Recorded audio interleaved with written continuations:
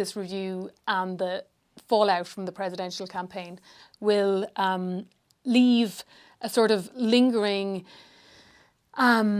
resentment, a lingering bad feeling in the party, and it's been one of the worst episodes for the party in a very, very long time. Yeah, we've also heard from TDs that they just don't want this going into the new year. They just want to a lot of them want to put this behind them.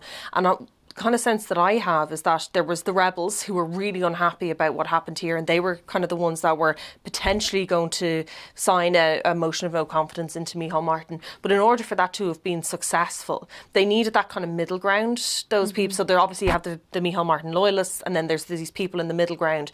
And you kind of get the sense that as time has gone on, they've moved on a good bit. So unless there's something really damning in this review, which, like you said, I don't think we're expecting at all, really, Jim Gavin's legal team have looked through that. That's why, that's what's been going on the last week or so. I think a lot of people just want to move on from this now.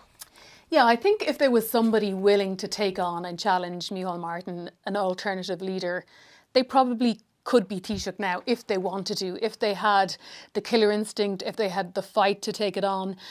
There would have been a considerable cohort in the party backing them, but also I think the middle ground people in Fianna Fáil have moved away from Micheál Martin. Okay. The only thing is they've moved away, but they're willing to sort of, buy their time. They're not willing to go nuclear yet in terms of removing him.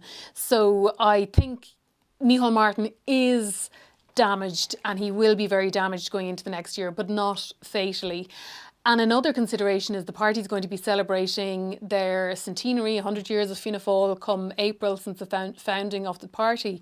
And that will obviously lead to a sort of reflection period, what the party stands for, all this sort of stuff, an identity reflection sort of piece. But no one wants to be fighting or to have this big internal row, and certainly no one wants to sort of heave a foot right in the middle of them celebrating their centenary.